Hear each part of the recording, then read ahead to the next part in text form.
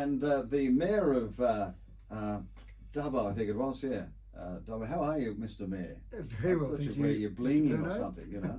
I try and avoid the bling too much. You enjoyed your first Australia Day as the newly elected mayor of our fair town, didn't you? Australia Day is always a fantastic event. How many did you swear in? 11 or something? 11 people, which was actually a low number, but they're doing them more often now. In the past, we might only do a citizenship every 3 months, so you'd build up a larger number. Now we seem to be doing them every month, maybe 2 months. Why? Just because there's so many people that are becoming really? Aussies. Yeah. So do you talk to them? Why are they coming here? How dare they? What's the matter with them? Stay home. Well, I didn't actually get a chance on Australia Day, but normally I do. I like to actually go along and talk to them and say, out of all the places in the world, you picked Australia. Well, out of all the places in all the places in all the world, you'd be coming to mind. Thank you. So it's actually fascinating, and the reasons that they come are so varied, and there's so many different things that bring them here. Sometimes there is a connection. There's a family member or a friend that's already moved here, so that's a common theme. Yeah. That there's some linkage there somewhere. But sometimes it's just I wanted to get away from where I was. I saw a job advertised, applied for it, and away I went. So employment's a big thing as well. Getting those jobs, which is really the employers out there desperate for people at the moment. Well, I've spoken to Councillor Chowdhury on this situation. He was here a decade ago, and now he's in council because he wants to do it too. What crosses my mind, Mathew Dickerson, is that there they are born in a particular town on the other side of the planet. They pack up all their possessions in a little brown case. They get on board a plane. They get crushed into the tourist department, back end of the plane. They land in a foreign town. Can you imagine what it would be like? Oh, look, very daunting. I mean, when you go on holidays overseas, you get there. That's scary enough. You mightn't be able to speak the language, and you don't really know what's going on, and you don't know the best cafe to get a coffee at. All these important things, Richard. So it is pretty daunting. But again, they've got these great stories to tell, and you can just see the excitement when there's kids that are being naturalised, or there's kids involved. You can just see their excitement about being in this shiny new land. So look, we've got a pretty special nation here. On Australia Day, I actually went across to Survival Day as well. We've got two councillors, Lewis Burns and Pam Wells, that were part of that. So I said, I'll go across there. And our CEO went across, Shibley did go across as well, and the Regional Police Commander, Danny Sullivan, went across. And it was actually fantastic. I spent about 2.5 hours there. I didn't realise any people I knew that were over there.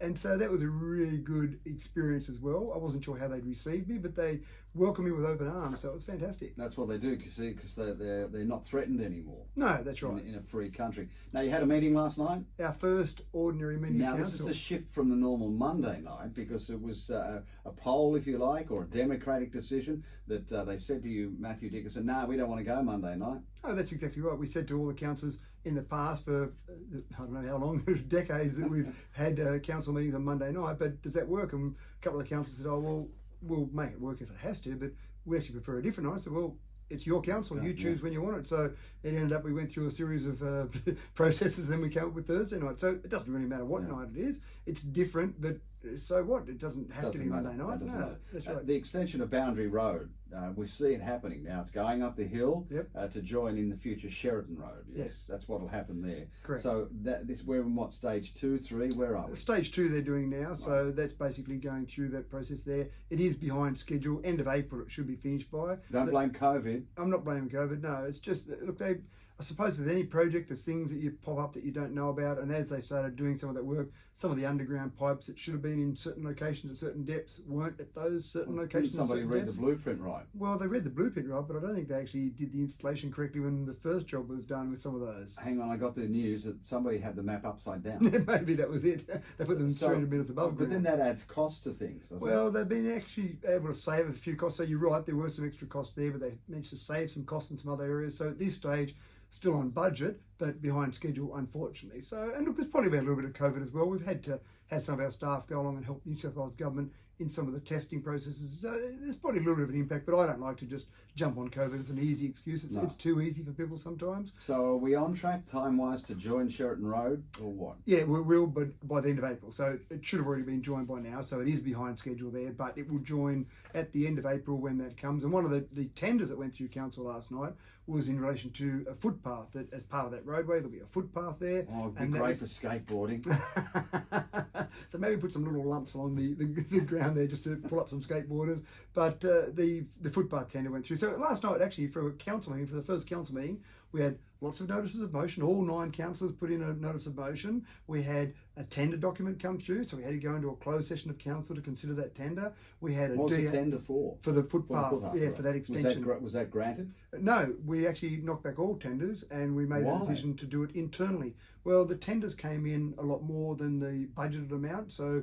And that's been happening a little bit lately with construction. Just seems to be construction's getting so dear, almost week by week construction costs are going up. So the decision was that we thought we could do it cheaper with our internal staff rather than accepting any of those tenders because they were a fair bit above our budgeted amount. So does that stretch the staff though? It does, and certainly, and again, so it was a good one for the councillors to sink their teeth into. First up, here's a tender which wasn't just a simple process, oh, there's 4 prices there, that's the cheapest, we'll go with that one, thanks. It was, well, here are the prices all above budget, but here's another option. So there was a fair bit of discussion and debate around that. Yeah. We had a DA come to council, so that's always... What was the DA for? That was for the boarding house over in Macleay Street. Yeah, so that's always a tricky one. So notice the motion. So all the normal things you'd see in a council meeting, in this first council meeting, bang, they're all on the table at your first meeting. So, but I think the council's handled it really well. Yeah. There were a few times, for example, with that boarding house, one of the councillors was just uncomfortable with part of it and just wasn't sure if they should speak up, and then finally they did, and next thing you know, most of the councillors felt that way. So it was one of those things that you just have to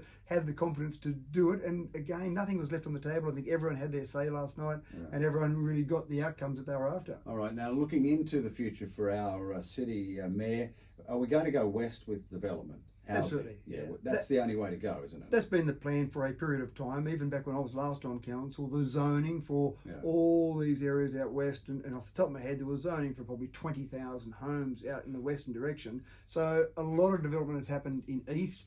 The idea is to keep the CBD as a central business district, not the district that's on the side of the city. So the idea was always, after that large development happened east, and we're talking about some of those areas, East Street was a long time ago, so some of those areas that have really pushed it east, then the idea is to start to go west, and that will start to happen. It's already starting to happen now, but it will continue that way. All right, what about land? Are we freeing up any land? We need affordable housing as well. We do need affordable housing, and that was an interesting one with the boarding house last night for some affordable housing. So one of the motions that was put forward last night was around that investigation of land, affordable housing, just land in general. People are moving from the big smoke coming out here, people are moving from overseas, and they just can't find housing, can't find any housing. Forget about affordable housing, just can't find housing. So that's not an easy problem to solve. To be honest, I think that's probably just a bit of a lack of vision from a little bit of a previous council to say we need to have these plans in place, because as soon as we say, oh, there's a housing shortage, you can't click your fingers and suddenly bring on new land. You've got to get services to it, you've got to connect it to sewage, connect it to water, connected to all your other services. So there's a bit of a process there, but we've got to start it. We can't sit on our hands anymore and go, oh, well, whoops. Oh, no, you've got to do something. If you only have 3,500 more here, 20,000 there, that's a lot of infrastructure that has to start being planned for now. You don't put a house down and put a pipe under it, do you? Do the other way around. That's exactly right. So there's some planning to happen there. The ordinary meeting of council turned out to be not so ordinary after all, didn't it? That's right. Mayor of Dubbo Regional Council, Mathew Dickerson, enjoy your weekend. Thank you. 8 o'clock.